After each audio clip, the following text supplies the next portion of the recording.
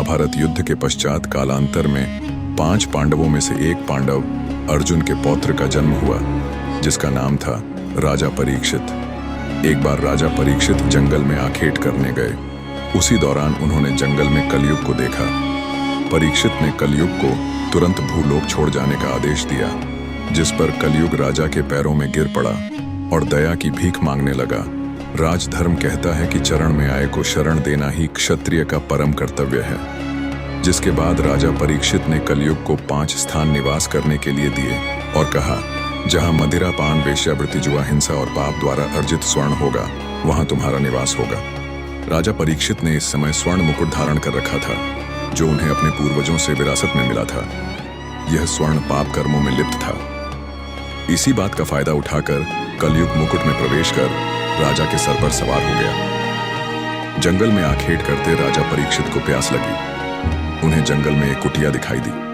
जब उन्होंने अंदर प्रवेश किया तो देखा आर्षि शमीक तपस्या में लीन बैठे थे। जब परीक्षित ने रार्षि से पीने हेतु जल मांगा तो तपस्या में आर्षि ने कोई प्रत्युत्तर नहीं दिया। जिसके बाद कलयुग के प्रभाव से क्रोध में आकर राजा परीक्षित ने आर्षि के गले में मृत सर्प डाल दिया और अपने महल लौट आए। उन्होंने जैसे ही आराम करने के लिए अपना मुकुट उतारा, उन्हें ज्ञात हुआ उनके हाथों से बहुत बड़ा अनर्थ हो गया है। राजा तुरंत घोड़े पर सवार हुए और ऋषिशमी की कुटिया के समीप आ पहुंचे। लेकिन राजा से ठीक पहले ऋषिशमी के पुत्र ऋषिशृंगी वहां पहुंच चुके थे।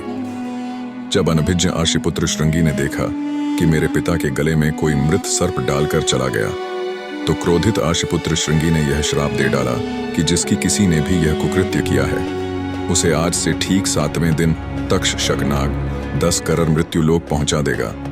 दूर खड़े राजा परीक्षित ने यह सब सुन लिया, जिसके बाद राजा परीक्षित काफी दुखी हुए, क्योंकि कहा जाता है जब किसी की मृत्यु सर्प काटने से होती है, उसकी कभी मुक्ति नहीं होती। इसके समाधान के लिए राज्य के पुरोहितों ने 7 दिनों में श्रीमद् भगवत गीता का पाठ कर राजा परीक्षित को सुनाया। जिसके बाद राजा के सप्ततल प्रासाद महल की सुरक्षा इतनी कड़ी कर दी गई कि कोई परिंदा भी पर न मार सके। लेकिन फिर भी ठीक 7वें दिन तक्षक नाग किसी महल में प्रवेश कर गया और राजा परीक्षित को डस लिया। जब राजा परीक्षित के पुत्र जन्मेजय को यह ज्ञात हुआ कि उसके पिता की मृत्यु तक्षक के डसने से हुई है, तब जन्मेजय के मन में प्रतिशोध की भावना भभक उठी और जन्मेजय ने सांपों का अस्तित्व मिटाने की प्रतिज्ञा ली और सर्पदमन यज्ञ प्रारंभ कर डाला, जिसके कारण भूलोक के समस्त सर्प यज्ञ की अग्नि में आकर भस्मीभूत होने लगे।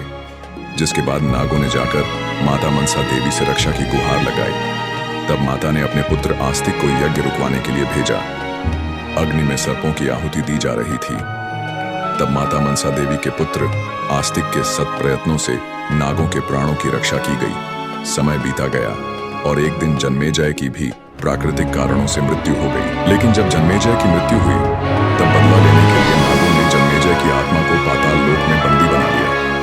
युग बदलते गए और फिर प्रारंभ हुआ कलयुग। इस काल के युग में एक बालक का जन्म हुआ। जब ज्योतिष ने ग्रह नक्षत्रों का आकलन किया, तो ज्योतिष भयभीत हो गया और कहा कि इस बालक का जन्म घोर अशुभ नक्षत्रों में हुआ है। ज्योतिष ने बालक के माता पिता को उसे समुद्र में फेंकने के लिए बाध्य किया। ज्योतिष के दबाव में आकर बालक के माता पिता को न चाहते हुए भी ऐसा करना पड़ा।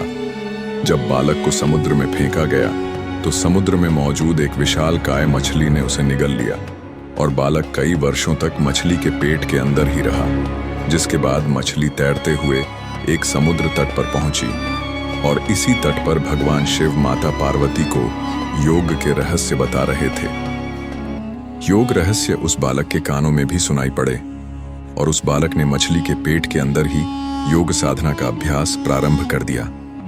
12 वर्षों की कठिन साधना के बाद एक दिन उस मछली को एक मछुआरे ने पकड़ लिया और जब उस मछुआरे ने मछली को काटा, तो उसे मछली के अंदर एक जीवित बालक मिला। अचरज से भरे मछुआरे ने उस बालक को अपने साथ रख लिया। समय के साथ बालक बड़ा हो रहा था और एक दिन मछुआरे ने उस बालक को मछली पकड़ने के लिए भेजा। जैसे ही बालक ने मछलियां पकड़ी, तो देखा बाहर निकालते ही मछलियां तड़पने लगीं। करुणामयी बालक ने सभी मछलियों को वापस जल में छोड़ दिया और खाली हाथ वापस लौट आया। जब मछुआरे को इस बात का पता चला, तो उसने बालक को बुरा भला कहा।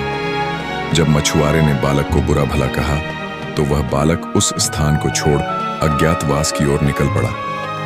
अपने भरण पोषण के लिए भिक्षा मांगने लगा और अपना संपूर्ण जीवन साधना में लगा दिया।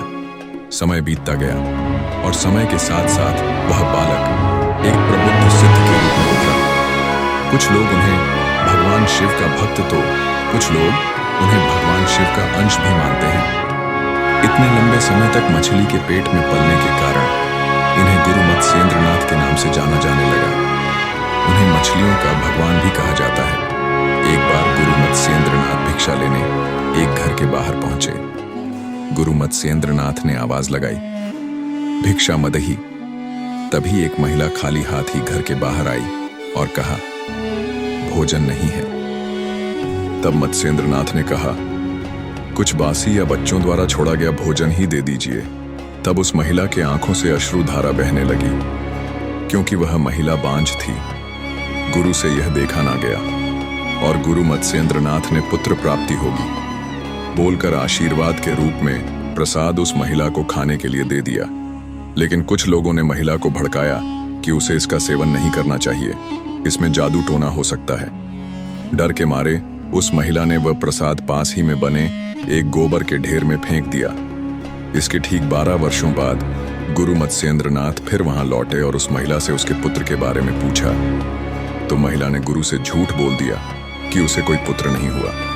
तभी गुरु मत्स्येंद्रनाथ ने जोर से पुकारा तो 12 वर्ष का एक तेजवान बालक गोबर के ढेर से निकलकर सामने आया। गोबर में जन्म होने के कारण उन्हें गोरखनाथ की उपाधि दी गई। जिसके बाद उस महिला ने डरते डरते सारा वृतांत गुरु को कह सुनाया और गुरु मत्स्येंद्रनाथ से अपनी भूल की माफी मांगी। गुरु ने उसे क्षमा तो कर दिया, किंतु महिला के बहुत आग्रह करने के बाद भी गुरु नहीं माने और गोरखनाथ को अपने संग ले चले।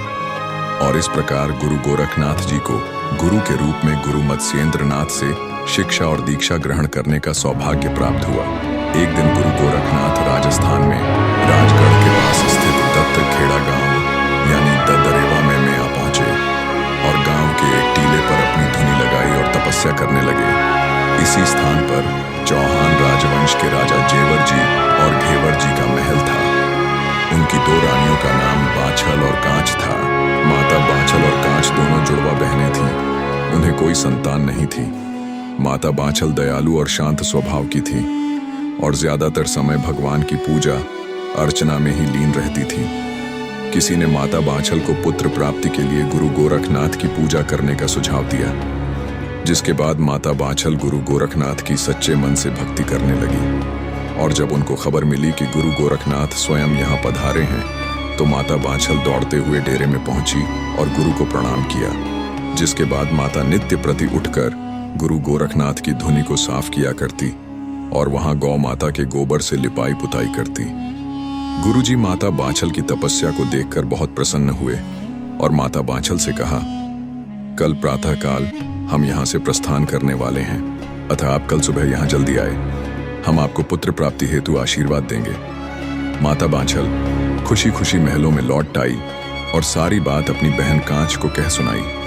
कांच के मन में ईर्ष्या उत्पन्न हुई और चूंकि कांच और बाछल हम शक्ल थी तो माता बाछल की जगह कांच अगले दिन गुरु गोरखनाथ से आशीर्वाद लेने पहुंच गई। गुरु गोरखनाथ ने उन्हें आशीर्वाद के रूप में प्रसाद दिया और कहा, तुम 2 वीर और पराक्रमी पुत्रों की माता बनोगी। जिसके बाद गुरु गोरखनाथ ने वहां से प्रस्थान लिया। जब माता बाछल धुनी पर पहुंची तो देखा गुरु गोरखनाथ वहां से प्रस्थान कर चुके हैं। दुखी मन से माता बाछल ने सोचा, शायद मैंने आने में विलंब कर दिया और गुरु को मेरे आने से पहले ही प्रस्थान करना पड़ा। जिसके बाद माता बाछल ने गुरु से आशीर्वाद मांगने की प्रबल इच्छा से गुरु गोरखनाथ के पद चिन्हों का पीछा करना शुरू कर दिया। कई मीलों की दूरी तय करने के बाद माता गुरु के पास पहुंची और जब गुरु गोरखनाथ ने माता से पीछा करने का कारण पूछा तो माता ने उनसे आशीर्वाद देने की बात कही। गुरु गोरखनाथ को समझ आ चुका था कि कांच ने बाछल के साथ छल किया है। इस पर उन्हें अत्यधिक क्रोध आया। माता बाछल के साथ हुए अन्याय को देखकर गुरु गोरखनाथ के मुख से यह शब्द निकले कि मैं तुम्हें एक तेजस्वी पुत्र प्राप्ति का वरदान देता हूँ और यही बालक आगे चलकर कांच के दोनों पुत्रों का वध करेगा, जिस पर माता बांछल ने गुरु से अनुरोध किया कि ऐसा न करें। अगर उसे 2 पुत्रों का आशीर्वाद दिया है तो मुझे उससे कोई आपत्ति नहीं। लेकिन गुरु मुख से निकले शब्दों की नियति तय हो चुकी थी, जिसके बाद गुरु गोरखनाथ उनको तेजस्वी पुत्र वरदान देने के लिए पाताल लोक में प्रवेश कर गए और वहां से नागों द्वारा बंधी बनाई गई पांडव अर्जुन के पड़पौत्र राजा जन्मेजय की आत्मा को गल में छुपाकर भूलोक पर लौट आए। नागों ने गुरु का पीछा किया और अंत में थक कर नाग वापस पाताल लोक की ओर लौट गए। किंतु तक्षक नाग गुरु गोरखनाथ का पीछा करते करते भूलोक पर आ गया और गुरु के हाथ से गगल छीनकर निगलने लगा। सौभाग्य से वहां एक युवक प्रक्षालन यानी साफ सफाई का कार्य कर रहा था। जब उसने देखा कि साधु के हाथ से नाग ने कुछ वस्तु निगल ली है, तब उसने नाग पर झाड़ू के डंडे से प्रहार किया, जिसके कारण गगल तक्षक के मुख से नीचे गिर पड़ा। गुरु गोरखनाथ जी ने गगल उठाई और उस युवक को वरदान दिया कि इस गगल से उत्पन्न बालक बड़ा ही सिद्ध पुरुष होगा, जिसके भजनों का तुम लोग गायन करोगे। ऐसा कहकर गुरु गोरखनाथ जी अंतर्ध्यान हो गए। तक्षक नाग भी निराश होकर पाताल लोक लौट गया, जिसके बाद गुरु गोरखनाथ माता बाखल के सामने प्रकट हुए और उन्हें दिव्य पुत्र प्राप्ति का आशीर्वाद देते हुए वह गगल प्रसाद के रूप में दे दिया। और इस प्रकार राजा जन्मेजय को माता बाखल के गर्भ में स्थान मिला। गुरु गोरखनाथ के आशीर्वाद के अनुसार कालांतर में एक तरफ घेवर सिंह चौहान की पत्नी माता काल ने तो वहीं दूसरी ओर जेवर सिंह चौहान की पत्नी माता बादल का एक ही समय पर गर्भ धारण हुआ। जब कांच ने देखा कि बांछल के पेट में भी बच्चा है, तो उसको बांछल पर संदेह हुआ, क्योंकि कांच को लगा कि केवल मुझे ही गुरु से पुत्र प्राप्ति का आशीर्वाद प्राप्त हुआ है। और कांच ने माता बांछल पर कलंक लगाते हुए यह बात अपनी ननद छबीली को कह सुनाई, जिसके बाद क्रोध में आग बबूला हुई। छबीली बांछल के महलों में आ पहुंची और माता बांछल को खरी खोटी कह सुनाई। माता बांछल ने उनको सारा वृतांत कह सुनाया, किंतु छबीली को माता बांछल की बातों पर विश्वास नहीं हुआ और छबीली अपने पिता अमरपाल सिंह चौहान के समक्ष उपस्थित हुई और बांछल को कलंकित करते हुए माता के बारे में सुनी सुनाई बातें कह डाली। जब अमरपाल सिंह चौहान को बताया गया कि माता बांछल ने उनके कुल को कलंकित किया है, तो अमरपाल सिंह चौहान पुत्र वधू माता बांछल पर अत्यधिक क्रोधित हुए और तुरंत गाड़ीवान को बुलावा भेजा और गाड़ीवान को माता बांछल को उनके मायके छोड़ आने का आदेश दिया। जिसके बाद माता बांछल गाड़ीवान के साथ मायके के लिए रवाना हुई। तपती धूप और गर्मी के चलते माता ने विश्राम करने का सोचा और गाड़ीवान को पास ही के एक पेड़ के नीचे रुकने को कहा। विश्राम करते हुए माता बांछल और गाड़ीवान की आंख लग गई और इसी बीच मौके की तलाश में बैठा तक्षक नाग वहां आ पहुंचा और गाड़ीवान को डस लिया और अब माता बांछल को डसने के लिए आगे बढ़ने लगा। गुरु गोरखनाथ के आशीर्वाद के कारण अपार शक्तियों से परिपूर्ण वीर गोगा जी के रूप में माता की कोख से बाहर प्रकट हुए और अपने एक ही हाथ से तक्षक का गला धर दबोचा और तक्षक नाग तड़पने लगा और उनसे दया की भीख मांगने लगा। तब जन्मेजय यानी गोगा जी ने उसे तुरंत गाड़ीवान के शरीर से जहर सोखकर उसे पुनः जीवित करने का आदेश दिया। तक्षक नाग ने आज्ञा अनुसार ऐसा ही किया और भगवान से क्षमा मांग पाताल लोक लौट गया। गाड़ीवान उठा और माता को लेकर सिरसा के लिए रवानगी ली। बांछल अपने पिता के महलों में पहुंची और जब पिता को माता बांछल के मायके आने का कारण पता चला, तो पिता ने सच और झूठ का पता लगाने के लिए माता बांछल की परीक्षा लेने का ऐलान कर दिया और कहा, कच्चे सूत से बने धागों की चारपाई को कुएं पर रखा जाएगा और तुम्हें उस पर सोना होगा। और कहा, अगर तुम्हारे अंदर सत है तो कि कच्चे धागे तुम्हारा वजन सहन कर लेंगे। जिसके बाद माता ने गुरु गोरखनाथ को याद किया और परीक्षा देने के लिए तैयार हो गई। माता बांछल जैसे ही चारपाई पर बैठी, यह देख सभी हैरान रह गए कि कच्चे सूत का एक धागा तक नहीं टूटा और माता बांछल गुरु गोरखनाथ को याद कर कच्चे सूत से बने धागों की चारपाई पर लेट गई। यह प्रमाणित हो चुका था कि सतवंती माता बांछल पवित्र है। जिसके बाद माता बांछल के पिता पाल सिंह ने अपने समधी अमरपाल सिंह चौहान को माता बांछल के सतवंती होने का प्रमाण पत्र में लिख भेजा और तुरंत जेवर सिंह को भेजकर माता बांछल को वापस ले जाने का सुझाव दिया। तो वहीं दूसरी ओर माता बांछल जब गहरी निद्रा में सो रही थी तो माता को अपने गर्भ से गोगा जी की आवाज सुनाई पड़ी। गोगा जी ने माता से कहा, अगर मेरा जन्म ननिहाल में हुआ तो कालांतर में मेरा उपहास किया जाएगा, अतः मुझे पितृभूमि पर जन्म लेना है। जिस पर माता ने गोगा जी से कहा कि यह कैसे संभव होगा, तुम्हारे पिता हमें लेने यहाँ नहीं आएंगे। तब गोगा जी ने माता से कहा कि मैं पिताजी से बात करता हूँ। माता बांछल के वियोग में जंगल में विश्राम कर रहे जेवर सिंह की आंख लग गई। तभी उनके स्वप्न में गोगा जी आए और कहा, पिताश्री, आप तुरंत मेरी माता को रेहट से ददरे वाले आइए, मेरा जन्म यहाँ होना निश्चित है। तभी अचानक जेवर सिंह की नींद टूटी और देखा सामने राज्य के कुछ सैनिक अमरपाल सिंह का संदेश लेकर आए हैं। संदेश सुनते ही जेवर सिंह तुरंत रेहड़ा छल को लेकर ददरेवा लौट आए। माता बांछल के लौटते ही ददरेवा की सूखी जमीन हरी भरी हो गई और चारों ओर खुशियों का माहौल छा गया। समय बीता और आखिर वो शुभ घड़ी आ ही गई जब गुरु गोरखनाथ के आशीर्वाद के अनुसार भादो सुदी नव में विक्रम संवत 1003 को माता बांछल की कोख से वीर गोगा जी का जन्म हुआ। तो वहीं दूसरी ओर माता कांच ने अर्जन और सर्जन 2 जुड़वा बच्चों को जन्म दिया। शुभ मुहूर्त में जन्म होने के कारण गोगा जी का भव्य जन्मोत्सव रखा गया। तो वहीं अशुभ मुहूर्त में जन्मे जुड़वा भाइयों की कोई खुशियां नहीं मनाई गई। यह देख माता कांच के मन में गोगा जी के प्रति द्वेष उत्पन्न हुआ और कांच ने सोचा, इसके जन्म लेते ही इसे मेरे बेटों से श्रेष्ठ माना जा रहा है। कल जब यह बालक बड़ा होगा तो मेरे बच्चों के हिस्से का राजपाट भी इसे ही दे दिया जाएगा। कांच किसी भी तरह गोगा जी को रास्ते से हटाने के लिए योजना बनाने लगी। तो वही माता बांछल को कांच के मंसूबे भली भांति झांक थे। माता बांछल और पिता जेवर सिंह गोगा जी को लेकर गुरु गोरखनाथ के पास आ पहुंचे। जब गुरु गोरखनाथ ने माता से आने का कारण पूछा तो माता ने गुरु गोरखनाथ से कहा, आप तो सर्वज्ञाता हैं, मेरे पुत्र को मेरी बहन कांच से 17 है, अतः जब तक गोगा युवा नहीं हो जाता तब तक आप इसे अपने साथ रख इसे शिक्षा प्रदान करें। गुरु गोरखनाथ ने बालक गोगा जी चौहान को गोद में दिया और अपनी प्रचंड योग शक्तियों से गोगा जी को और भी अधिक शक्तिशाली बना दिया। गुरु ने गोगा जी को माता बांछल को लौटाते हुए कहा कि आप निश्चिंत रहे, माता गोगा को रक्षा की आवश्यकता नहीं, और जब गोगा 12 वर्षों का हो जाएगा तब मैं इसे ले जाऊंगा और इसे योग विद्या में निपुण करूंगा। जिसके बाद गुरु चरणों में प्रणाम कर आज्ञा अनुसार जेवर सिंह और माता बांछल गोगा जी को लेकर महल में लौट आए।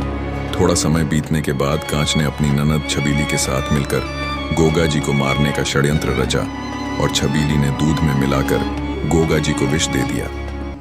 छबीली ने जैसे ही विषैला दूध गोगा जी को पिलाया तो देखा गोगा जी कड़वा विष युक्त दूध बड़े आनंद के साथ पी गए।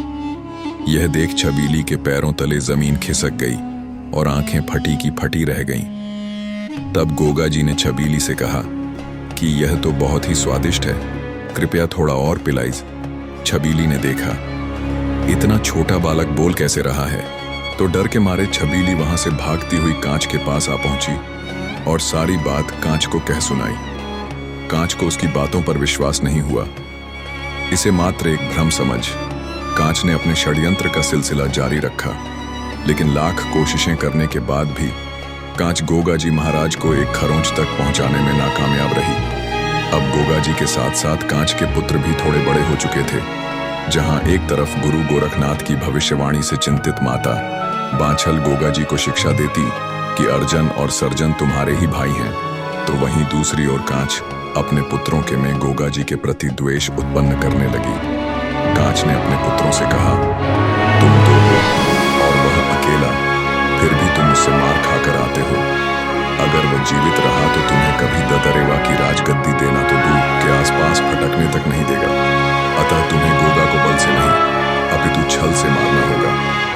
जिसके बाद अर्जन और सर्जन ने योजना बनाई और गोगा जी को खेलने के बहाने अपने साथ ले गए और ददरेवा में बने एक गहरे तालाब के पास ले जाकर गोगा जी को पीछे से धक्का दे दिया। गोगा जी तालाब की गहराइयों में आ पहुंचे और इसी तालाब के तल पर नागराज तक्षक तपस्या में लीन बैठा था। यह देख गोगा जी के मन में प्रश्न उत्पन्न हुआ और उन्होंने तक्षक की तपस्या भंग करते हुए उससे पूछ ही लिया कि आप यहाँ क्या कर रहे हैं। तपस्या में आए विघ्न के कारण तक्षक को गोगा जी पर अत्यधिक क्रोध आया और तक्षक नाग गोगा जी को क्षति पहुंचाने की मनसा से आगे बढ़ने लगा। तभी गुरु गोरखनाथ वहां प्रकट हुए और तक्षक को रोका। तक्षक ने गुरु गोरखनाथ से पूछा कि कौन है यह मायावी बालक जिसने मेरी तपस्या में विघ्न उत्पन्न किया और आप इसकी रक्षा करने क्यों आए हैं। तब गुरु गोरखनाथ ने कहा, शायद तुमने इसे पहचाना नहीं। मैं यहाँ इसकी रक्षा करने नहीं अपितु तुम्हारे प्राणों की रक्षा हेतु आया हूँ। यह वही बालक है जिसे तुम गर्भ में ही खत्म कर देना चाहते थे। तक्षक को गोगा जी की असीमित शक्तियों का भली भांति आभास था। ना चाहते हुए भी नागराज तक्षक ने गोगा जी से क्षमा मांगी और गोगा जी भी उसकी तपस्या में आए। विघ्न के लिए खेत प्रकट कर पुनः भूलोक पर लौट आए। अपने भाइयों द्वारा किए गए छल कपट को देखकर गोगा जी चौहान का रक्त ज्वाला में बदल गया और गोगा जी अकेले ही अपने दोनों भाइयों पर टूट पड़े। गुरु गोरखनाथ के आशीर्वाद से उत्पन्न होने के कारण अर्जन और सर्जन भी बलशाली थे, किंतु गोगा जी पर गुरु की विशेष कृपा होने के परिणाम स्वरूप काफी समय तक चले। मुठभेड़ के बाद गोगा जी ने दोनों भाइयों को बुरी तरह से पीट पीट कर जख्मी कर दिया, लेकिन अभी वह समय आना बाकी था और इसी दौरान गोगा जी के पिता जेवर सिंह वहां आ पहुंचे और गोगा जी को रोकते हुए अर्जन और सर्जन को महल लौट जाने का आदेश दिया। बुरी तरह से जख्मी छोटे खाए दोनों भाई अपनी माता कांच के पास पहुंचे और रोते हुए सारा वृतांत माता को कह सुनाया, जिसके बाद माता कांच घेवर सिंह के पास पहुंची और अपनी चिंता व्यक्त करते हुए उन्हें अमरपाल सिंह चौहान से राज्य के बंटवारे की मांग करने को कहा, जिसके बाद न चाहते हुए भी घेवर सिंह मजबूरन पिता अमरपाल सिंह के समक्ष उपस्थित हुए और अमरपाल सिंह से आधा राज्य उनके पुत्रों को देने की मांग की। चौहान राजवंश में आज से पहले कभी इस प्रकार का बंटवारा नहीं हुआ था, किंतु भविष्य में होने वाली आशंकाओं को देखकर अमरपाल सिंह चौहान बंटवारे के लिए मान गए। लेकिन इसके बदले उन्होंने एक शर्त रखी कि बंटवारा केवल राज्य के शासन का होगा, किंतु रर न सभी को ददरेवा के महलों में ही पड़ेगा। जिसके बाद घेवर सिंह को बंटवारे में सांभर का क्षेत्र सौंप दिया गया और अब गोगा जी का महल से बाहर जाना लगभग प्रतिबंधित कर दिया गया।